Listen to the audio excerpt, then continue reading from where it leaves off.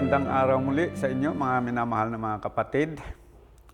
Itutuloy po natin ang ating pag-aaral sa paksa ukol sa pagtalikod ng kasalukuyang SDA Church sa mga katotohanan. Ang layunin ng ating pag-aaral ay upang mabigyan ng malinaw na kasagutan ang tanong na ito. Totoo ba na ang kasalukuyang SDA Church ay tumalikod sa katotohanan mula noong First World War? May mga ebidensya ba na magpapatunay na talagang may mga katotohanan na tinalikuran ng kasalukuyang SDA Church? Sa previous na video po natin ay mayroon tayong tinalakay na 4 na katotohanan na dating pinaniniwalaan ng Seventh-day Adventist Church, ngunit noong First World War ay tinalikuran ito ng majority of the leaders and members ng SDA Church. Una ay ang katotohanan na ang mga Seventh-day Adventist na bayan ng Diyos ay hindi dapat sumali sa digmaan as combatant dahil sila ay non-combatant. Ang mga non-combatants ay tinawag din na conscientious objectors at kung minsan ay tinatawag din sila na pacifists. Ikalawang katotohanan na tinalikuran nila ay ang katotohanan na ang pagpatay in time of war is violation of the Sixth Commandment. Ikatlo, ang katotohanan na ang paggawa ng military service on the Sabbath is violation of the Fourth Commandment. Ika-4, ang katotohanan na ang bayan ng Diyos ay hindi dapat magboluntaryo na magpa-enlist in the army as soldier. Voluntary enlistment in the army is a test of fellowship sa SDA Church noong ito ay tapat pa sa katotohanan. Pag sinabing test of fellowship, meaning hindi ka mabibinyagan kung hindi ka nakasunod dito. Okay? So, yung isang active na military, hindi pwedeng mabinyagan sa SDA Church nung araw. At kapag yung SDA Church na hindi naman sundalo ay nagsundalo voluntarily, siya po ay tatanggalin sa iglesia. Sapagkat nagpapakita na siya ay hindi sumasang-ayon sa belief ng Seventh-day Adventist Church. Yan po yung ika-4. Ngayon, tatalakayin natin yung ika-5 katotohanan na tinalikuran ng kasalukuyang Seventh-day Adventist. Ito po yung ika-5. Ang bayan ng Diyos ay hindi dapat sundin ang kanilang konsensya kung ang dikta ng konsensya ay makalalabag sa utos ng Diyos. Ayan po, malinaw yan.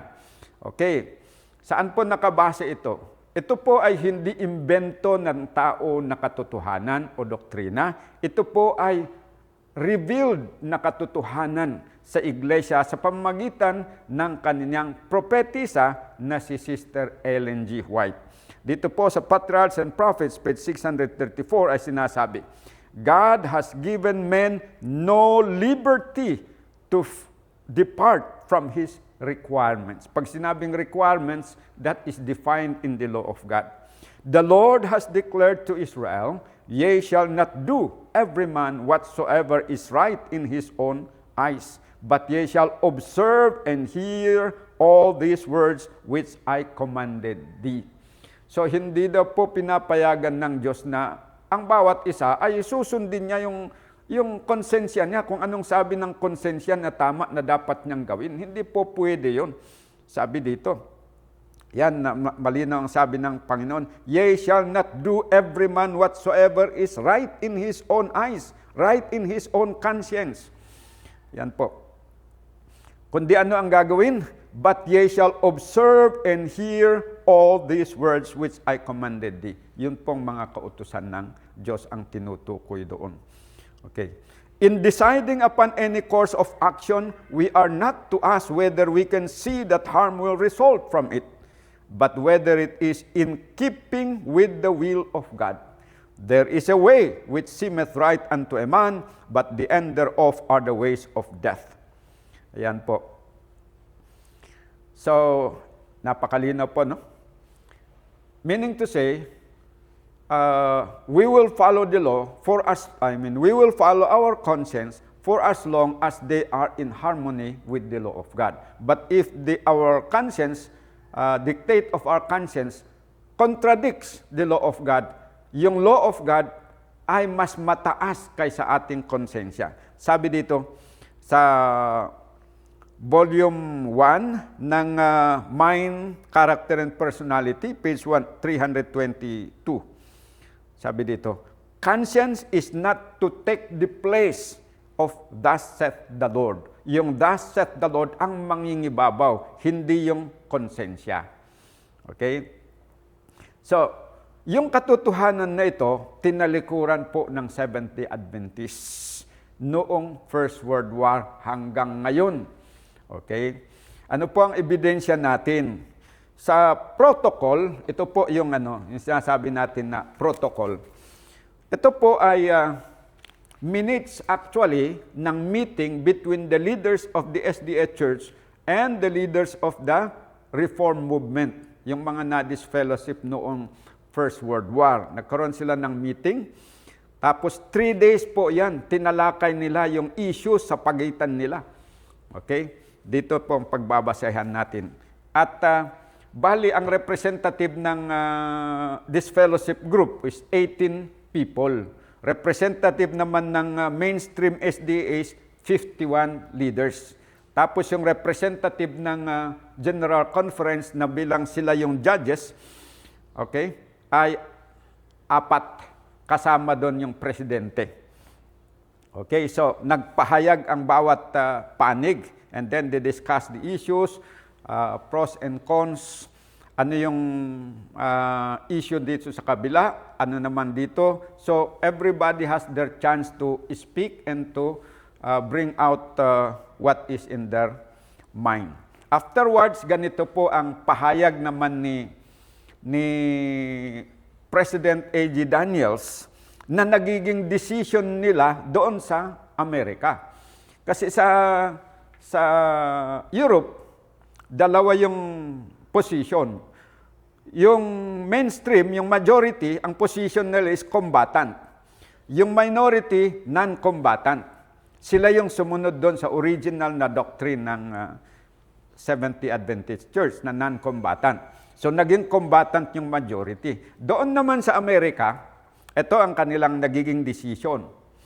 Sabi, page 30 dito sa dokumento. As soon as the war broke out in Europe, we in America started to study the question in detail. So pinag-aralan nila ng mabuti. Then we took the position. Everyone must follow his conscience regarding this question. So sa halip na everyone must follow the law of God, mali. Sabi nila, everyone must follow his conscience regarding this question. Yun. Kinontra nila yung katotohanan na ibinigay ng Diyos sa kanila through the spirit of prophecy. At saka sa Bible, kasi nakabase yun doon sa, nakabase dito sa yung binasa natin kanina. Deuteronomy 12 verse 8 and 28. So yan po ang sinasabi doon. As long as we do not have any precise limits and rules regarding our position towards authorities, everyone must be allowed, inallow nila, liberty to proceed according to his conscience. The brethren in America maintain the same moderate and indulgent position as our brethren in Europe. Okay. Ayan po. And then, sabi, we declare our position as non-combatants. So, non-combatants pa rin. Na-declare nila yung position nila na non-combatant, pero dinagdag nila dito na sabi niya, we are not concerned with going to war, but we must allow every citizen to take his position toward the government according to his own conscience. Okay. So, yung pong idinagdag nila na to allow everyone to follow their own conscience, yun po ang nag-cancel Yun po ang nag-neutralize sa effect po ng kanilang ng position na original na non-combatant. Paano kan magiging non-combatant kung susundin mo, i-allow mo naman ang bawat isa na sundin yung kanilang konsensya? Okay. Kung ang konsensya ng isa ay pumunta sa gira at makipagpatayan, konsensya niya yon. O di, ano ang mangyayari? Hindi na siya non-combatant in that case. Pinayagan mo na siya na nagiging combatant because you allow them to act according to their conscience instead of allowing them to act according to thus saith the Lord. So ang nangyayari, yung sabi ng Spirit of Prophecy, thus saith the Lord should be above the conscience. Binaliktad nila, conscience should be above the thus saith the Lord. Yan po ang nagiging mali ng General Conference. Kaya tinalikuran nila yung prinsipyo ng Diyos. Na yon ang totoo. So, meron po tayong gagawin ngayon na paglilinaw ukol dito sa tinatawag na liberty of conscience. Sabi kasi ng isang SDA pastor na kilala naman sa napanood ko na kanyang video. Ito po ay si Pastor Brian Tolentino. Sabi niya na ang mga isdarm daw ay hindi naniniwala sa liberty of conscience. Yan ang sabi. Hindi daw naniniwala ang isdarm sa liberty of conscience. Okay. Yan ang sinasabi sa mga tao. Kasi sa kanila, yung liberty of conscience ang sinusunod daw nila. Pero ang totoo mga kapatid, ang isdarm ay naniniwala sa liberty of conscience. Okay? Naniniwala po ang isdarm sa liberty of conscience na yung tamang application ng liberty of conscience. Ang SDA naniniwala ng liberty of conscience pero mali ang kanilang paggamit sa kanilang liberty of conscience. Paano po natin unawain yon? Ganito po. Patunay na ang SDARM ay naniniwala ng liberty of conscience. Noong dito sa nasabing meeting noong 1920 ay yung panig ng SDARM at SDA nagpalitan sila ng paliwanag sa kanilang position. Ito ang position ng SDARM. Ang nagpahayag ay si Brother Spunk Noble. Sabi niya, we believe that we, in order to follow Jesus at this time according to the scriptures and the testimonies, cannot go to war. So yun ang stand ng mga minority, yung 2% na naging SDARM. We cannot go to war, sabi niya. Batay sa Bible and testimonies. We allow liberty of conscience to everyone. Inaalaw namin ang liberty of conscience sa bawat isa. In heaven, there is also liberty of conscience. Sa langit, meron ding liberty of conscience. Tama? Tama po yan. But not liberty of conscience which overthrow the principles of the law of God. So, yon po ang kaibahan. Yung tunay na liberty of conscience ay yung kalayaan ng tao na i-exercise niya na sumunod sa kautusan ng Diyos. Kagaya ng nangyayari doon sa langit. They are at liberty. They use their conscience and their freedom and they chose to obey God. Okay? They do not want to choose to disobey. Ang SDARM, ganun din. Liberty of conscience din yan. Pero yan ang tamang liberty of conscience. Okay. Sabi pa, page 45 dito. Page 45 naman. Yung kanina ay page 44. Ngayon, page 45. Now, regarding the second point, when the decision against the law of God was made, when the decision of the law of God was made in Germany, and various brethren were disfellowship from the body because of their conscience, we had to continue on our way with this message according to our conviction, according to our consensus conviction. Ano daw ang dahilan kung bakit na disfellowship yung mga minority, yung 2%? Sabi ni paliwanag ni Spunk Noble.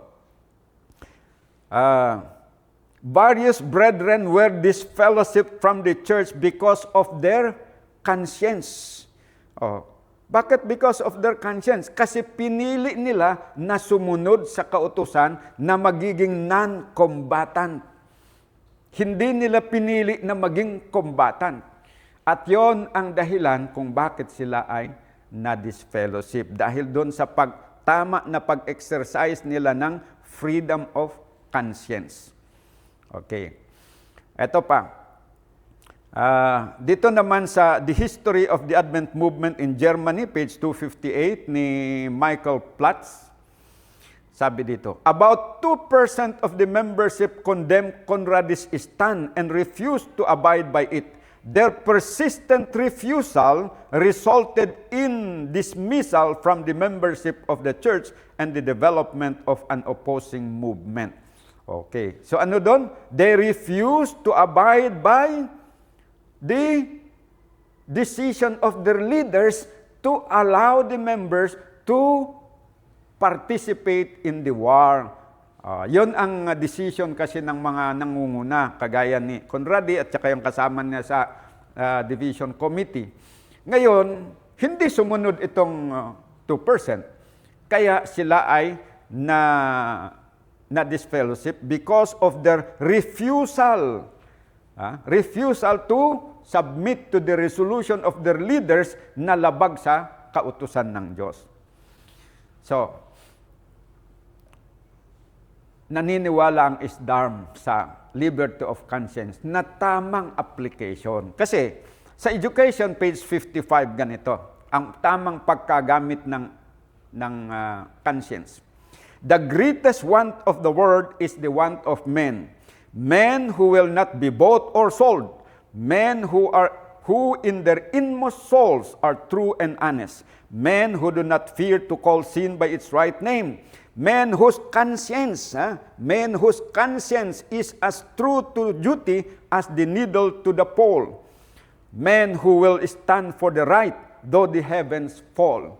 Yan po yung tamang paggamit ng conscience, mga kapatid. At yun ang ine-exercise ng mga ISDARM pioneers. And for that reason, they were disfellowship because they stand for the right, though the heaven fall, based on their conscientious conviction. Yan. Sabi pa ni Spunk Noble, page 44:1, we find now that the brethren in America allowed liberty of conscience. Ito yung difference ng idea ng General Conference sa liberty of conscience at saka yung idea ng minority. We find now that the brethren in America allowed liberty of conscience to such an extent that the law of God was transgressed.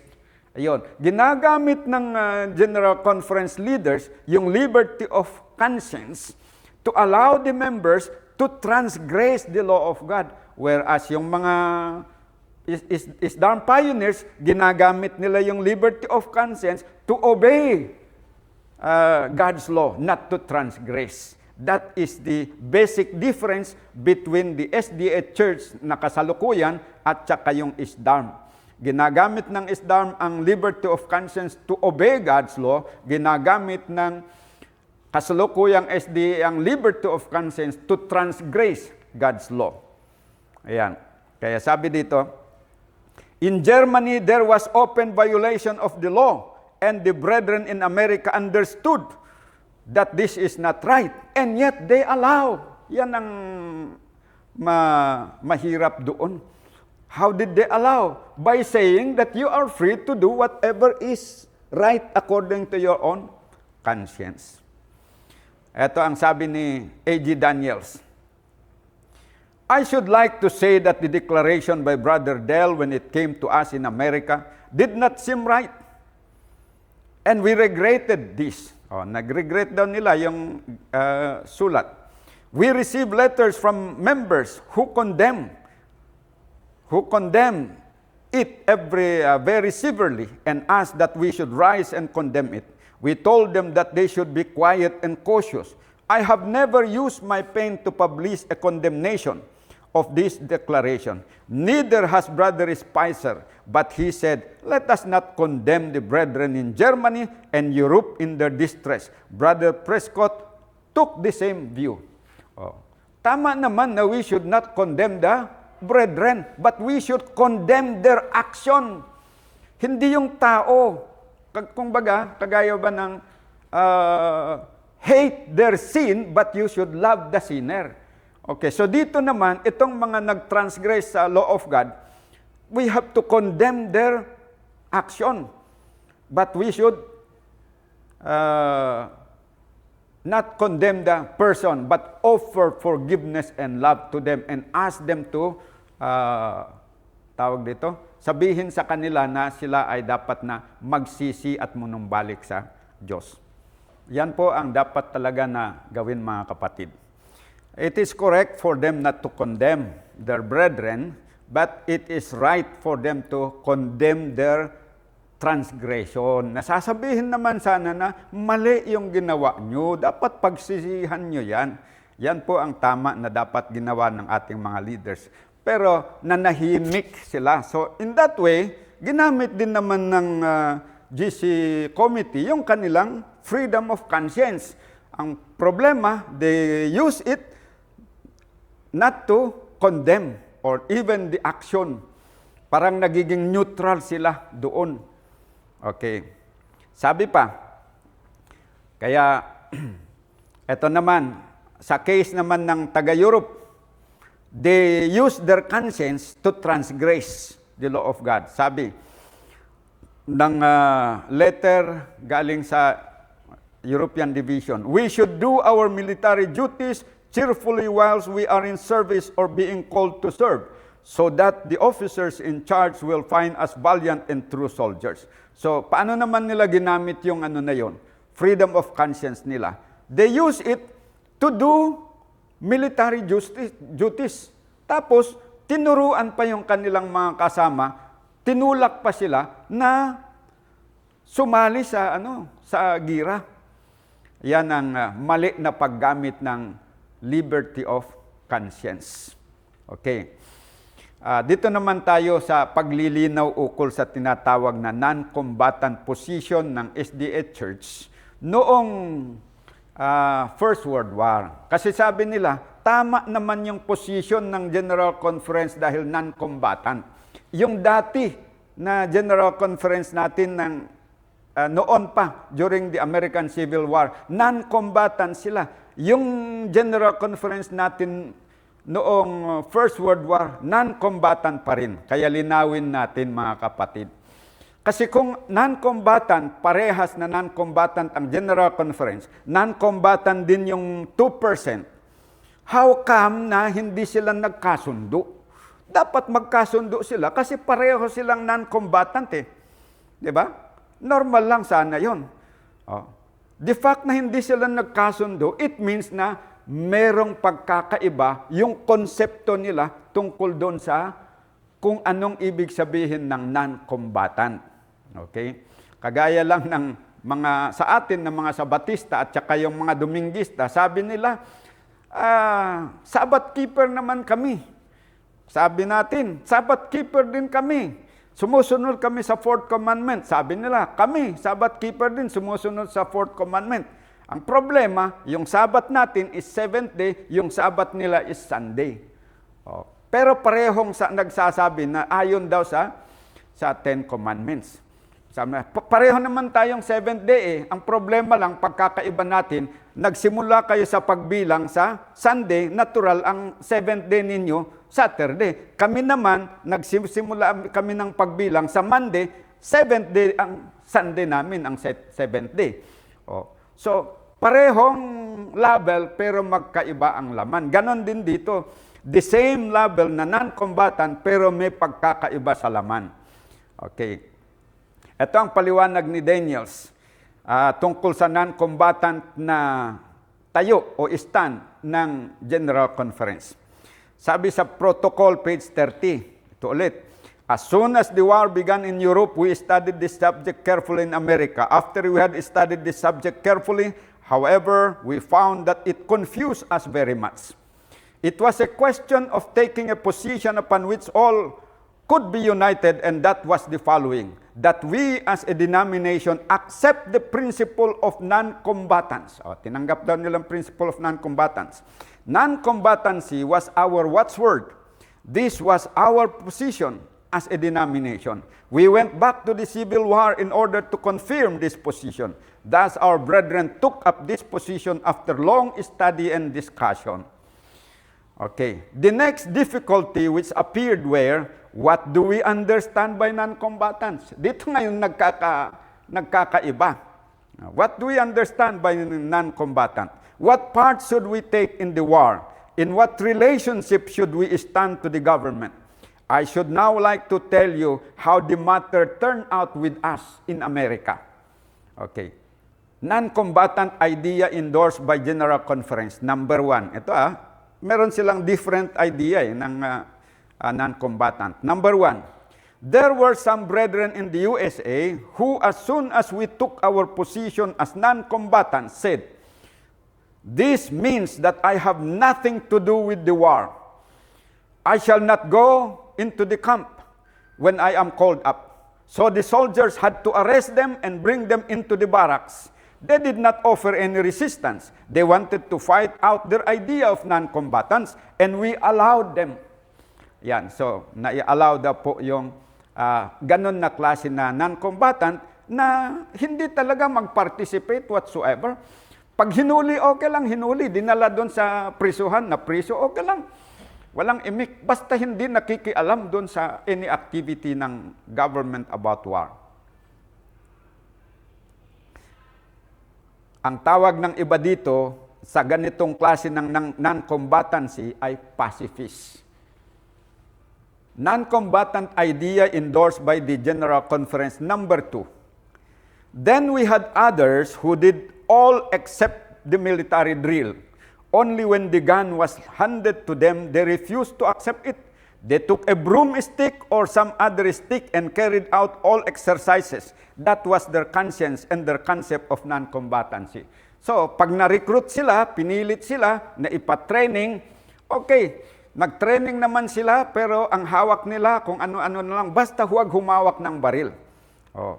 Okay lang sa kanila na mag-exercise ng anumang exercise, anumang drill, basta huwag lang humawak sa totoong baril. Okay. Yan ang concept ng iba, another concept of non-combatant. Yung kanina na number 1, hindi talaga sumasama sa drill, hindi sumasama sa training. Ayaw lang talaga. Pero ito sumasama sa drill. Number 3 na non-combatant idea endorsed by the General Conference. Then we had other brethren who went further, taking gun and performing all military drills that they could do. O, ito namang isang klase ng non-combatant. Pumupunta doon sa drill, nakikipag-training, hawak-hawak na, literal na talagang sandata talaga, baril talaga. But they told their officers that they were non-combatants and could not go to the front. O yun, pumayag sila sa training, humawak ng baril sa training, maging sa pag-shooting na ganyan, pero ayaw nilang pumunta doon na i-apply yung training nila sa pagpatay ng tao. Hanggang training lang sila. Oh. Pero humawak ng baril. Yan ang number 3 na non-combatant. Number 4. Then we had some brethren who had the spirit of love for their country and they went to the front and fought. Oh, ito. Talagang nag-training, humawak ng baril, tapos pumunta talaga sa battlefield, nakipagpatayan talaga doon. Okay. They came to England and France and went into the trenches, and I do not know what they did when they were there, but they served and returned when the armistice came. What now was our position toward our brethren with their various attitude? We have stated that we do not want to be conscience for other people. We declared our position as non-combatants. So, 4 na uri ng non-combatant, magkaiba-iba. Pati yung combatant, tinawag pa rin na non-combatant pa rin yun. Kaya sabi dito, they declare their attitude as non-combatant daw sila. So, Ano ang decision ngayon ng General Conference dito sa ganitong senaryo na apat na uri ng to accommodate all these four ideas of non-combatancy? Ito ang kanilang ginawa na policy o decision. We took the attitude that everyone should act in this matter according to his conscience. Para bang mapagbigyan itong apat na uri ng idea na non-combatancy, ginawa nila ito na everyone will do according to his conscience. So, kung ang conscience niya ay pacifist, non-combatant na pacifist, okay lang. Kung yung non-combatant na pwedeng humawak ng baril sa training, huwag lang pumatay, okay lang. Kung yung concept na ay pumatay, okay lang. Parang yun, inisa nila yon, pinagsama-sama lahat. We declared our position as non-combatants, pero non-combatants pa rin ang position. We are not concerned with going to war, but we must allow every citizen to take his position toward the government according to his own conscience. Yan ang konsepto ng Seventh-day Adventist General Conference tungkol sa non-combatant position. Pero sa minority, sumunod sila doon sa original na stand ng General Conference noon na non-participation in acts of war and bloodshed. Kaya mali ang pag-apply ng SDA General Conference sa liberty of conscience because they use it to violate God's law, which is contrary to to the truth. Nasabi ng Patriarchs and Prophets 6:3-4, God has given men no liberty to depart from His requirements. Yan po mga kapatid. The Lord had declared to Israel, Ye shall not do every man whatsoever is right in his own eyes, but that you should keep the law of God and follow His will. Yon ang tama na paggamit ng liberty of conscience. Paano ginastify ni A.G. Daniels na tama yung kanilang idea? Sabi niya dito, justification number 1. Our brethren have maintained the spirit of liberty, the spirit of love and forbearance and mercy. We had the feeling that we are not permitted to stand between the conscience of men and the denomination. We cannot control the judgment of the person. We cannot control his conviction. Tama po yun. We cannot control their conviction. We cannot control their judgment. Pero ganito, we can tell them that non-combatant position of the denomination is that members must conscientiously refuse to obey government laws that came in conflict with the law of God. Yon ang pwedeng gagawin ng church. At yon sana ang dapat ituro ng General Conference. Sa halip na sabihin nila na, sige lang, gawin nyo lang kung ano ang gusto nyo ayon sa konsensya nyo. Mali yon. Dapat sabihin na, yung sundin yun yung konsensya ninyo for as long as they do not come in conflict with the law of God. Pag in conflict with the law of God, you should obey God rather than your conscience. Yun dapat. Kaya mali itong kanyang justification. Justification number 2. We do not believe that we could go so far as to say, you must not act according to your conviction, but according to mine. Okay. Tama naman yun. We cannot say, you must act according to my conviction. But we can say, you must act according to the will of God in harmony with His law. 1 John chapter 5, verse 3. Yan ang tama. We cannot control them. We cannot ask them to act according to our conscience. But we can tell them to act according to the will of God. Dahil conscience should not take the place of God's law. Yon ang malinaw po na sinabi dito sa letter 4, 1889. So, liberty of conscience must be exercised within the parameters of the church rules and regulations. Our church has been conferred the power to act in Christ's stead. In God's instrumentality, it is God's instrumentality for the preservation of order and discipline among His people.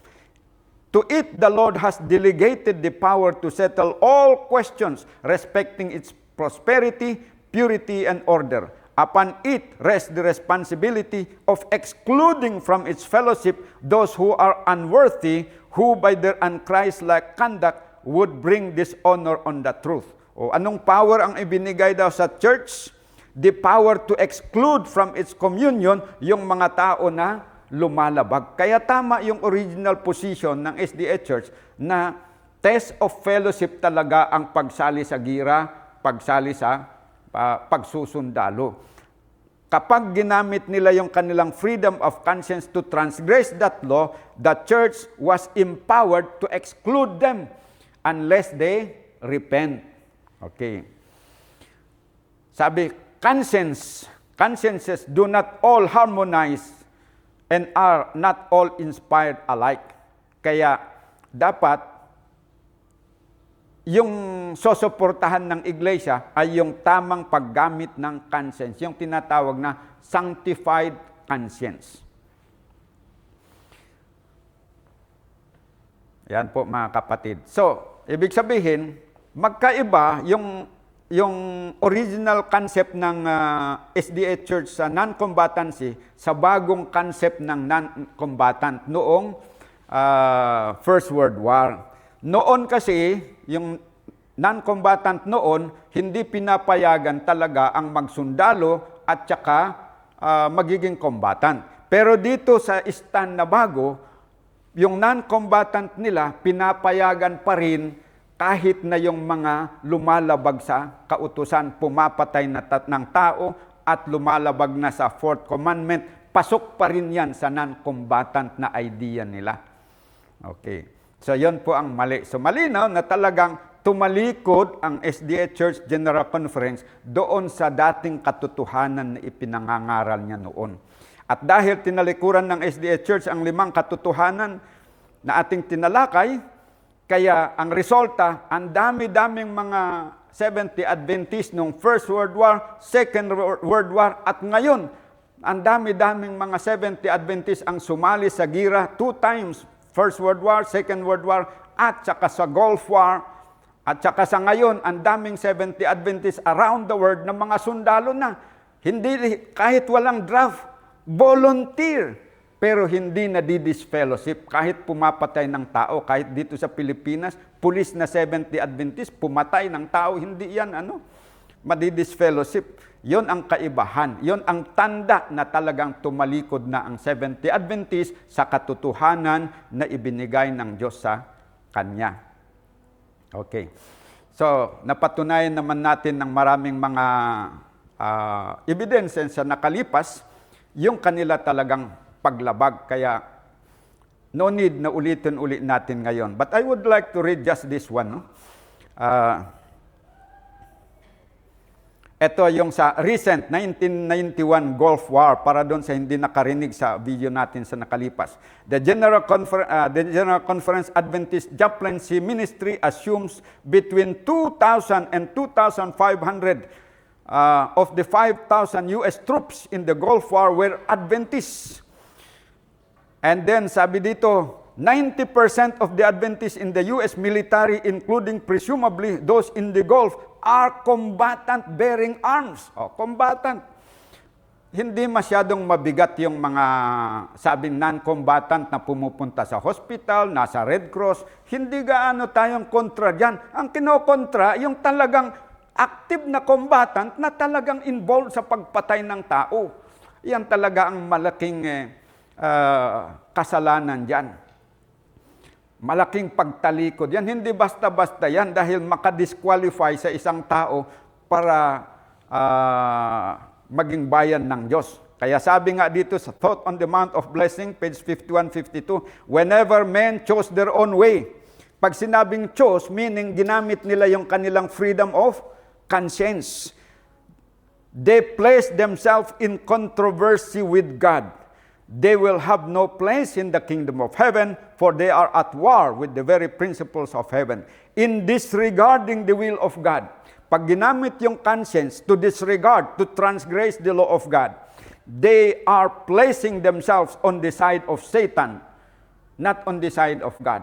So kung linagay nila yung sarili nila doon sa panig ni Satanas, ibig sabihin, lumayo na sila kay Kristo. So hindi na i-acknowledge ni Kristo sila na kanyang bayan because sila yung kusang umalis, linagay ang sarili doon sa panig ni Satanas. So ano ang patakaran ng Panginoon tungkol dyan kapag ganun ang nangyayari? Sabi niya, "The Lord is with you while ye be with me, with Him. And if ye seek me, He will be found of you. But if you forsake Him, He will forsake you." So yan po yung patakaran. Pag iniwan mo si Kristo, tumalikod ka na sa Kanya, dahil tinalikuran mo yung katotohanan, lumabag ka sa Kanyang kautusan, tatalikuran ka din niya. Aalisin niya yung Kanyang presensya sa iyo.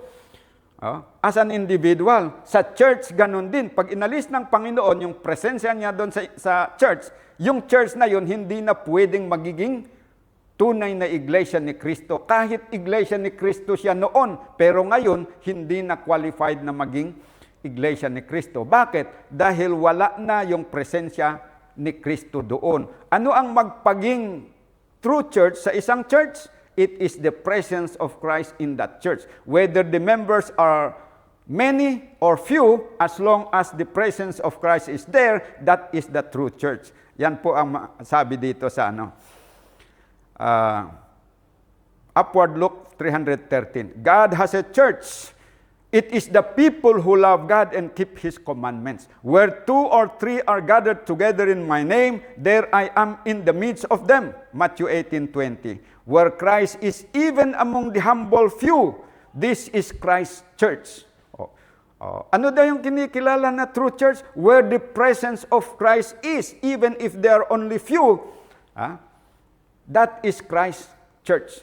Yung malaki, kahit malaki, kung lumalabag naman, His presence will not be there, they will not be and cannot be God's true church. So hindi sa padamihan ng bilang, hindi rin sa paliitan. Kahit maliit ka naman, kung wala ang presensya ng Diyos sa iyo dahil hindi ka nga sumusunod, hindi ka magiging true church. Kahit marami ka rin, kung hindi ka rin sumusunod at wala ang presensya ni Kristo diyan, hindi ka rin magiging church. Kung nasaan daw ang presensya ni Kristo, yan ang true church, malaki man o maliit. Kaya with this, mga kapatid, I would like to appeal dito sa aking mga kapatid, kayo na mga kapatid na mga isdam. Huwag tayong magiging kampante sa ating pagiging remnant church sa kasalukuyan. Kailangan po na patuloy tayong maging faithful, patuloy na lumakad ayon sa liwanag na ating tinanggap at nang sa ganon ay patuloy na tayo ang kilalanin ng Diyos na true and faithful. Ayon dito sa selected messages. Sabi niya, the Lord give His message to those who have walked in accordance with the light they have had and will recognize them as true and faithful. Tapos, yung inire-recognize na true and faithful, these men will take the place of those having light and knowledge, have walked not in the way of the Lord. Ibig sabihin, useless yung maraming liwanag na alam natin kung hindi naman natin ito sinusunod, hindi natin linalakaran, hindi tayo kikilalanin ng Diyos na Kanyang bayan. So, huwag po tayong magiging labagista. Dapat magiging reformador talaga tayo sa puso at diwa. Sa mga kapatid naman na Seventh-day Adventist, ay kung kayo po ay nagre-reforma, kayo ay tinatawagan din ng Panginoon na umalis na po kayo dyan sa inyong kinalalagyan. Sapagkat hulog na yan. Hanggang ngayon, nakikita nyo naman, hindi na sumusunod. Pagka may gira, pumapatay sila yang ng tao. Sabi nila, hindi, pumupunta naman kami doon to save life. Oo, merong mga non-combatant talaga na Seventh-day Adventist na doon sila sa medical corps. Pero majority, katulad ng First World War, Second World War, majority po sa kanila ang pumupunta, nakikipagpatayan talaga kasi combatant sila. Bakit? Inaalaw ng General Conference ang combatancy because of their conscience. Yon ang nagiging problema. Sa 1 million halimbawa na SDN na soldiers, ilan kaya ang malagay doon sa sa non-combatant position? Majority yan talaga ay nasa kumbatan sila. Kaya, meaning to say, hulog na talaga yung iglesia ng Seventh-day Adventist na kasalukuyan. Hindi kagaya noon na tapat. Walang mga sundalo noon. At hindi sila talagang nakikipag-participate. Yon po ang kaibahan. Kaya mag-isip-isip po kayo. Kayo ay tinatawagan ng Panginoon. As long as you will remain there, yung mga sinimulan ninyo na reformasyon, hindi nyo matatapos dyan sapagkat yung mga kasama nyo rin yan ang hihila sa inyo pababa. Gusto nyo mag-reform, paangat kayo, nakapagsimula na kayo, pero ibababa kayo ng inyong mga kasamahan. Pag naramdaman nyo yan, mga kapatid, that is the time, umalis na po kayo dyan, sumama kayo dito sa mga nagre-reforma, na kasama ninyo. Kahit nandyan kayo, kasama namin kayo kasi nagre-reforma kayo. Pero ang panawagan ng Diyos, magkaisa yung mga reformador. Ayon doon sa Desire of Ages 821, it is the will of God that all who believe should be gathered into one church. Kaya hihintayin po namin kung kailan ang inyong pagpapasya. Anytime, you are welcome to join the Reform movement.